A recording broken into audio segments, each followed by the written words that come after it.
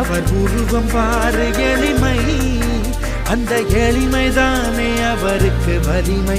தலகணத்திடாத தலைவன் எங்கள் அண்ணன் மட்டும் தான். ஜப்பான் போனா சூப்பர் ஸ்டார், ஜெர்மனி போனா சூப்பர் ஸ்டார், அமெரிக்காவில் சூப்பர் ஸ்டார், ஆப்பிரிக்காவில் சூப்பர் ஸ்டார். பாட்டாளிகளின் பணியன கவனி, பள்ளி பிள்ளைகள் பயில கவனி, காய்கறி விற்கும் தாய்க்கால் போக்கும் கூடையில் கூட சூப்பர் சூப்பர் ஸ்டார். கடவுள் யாருன்னு யார்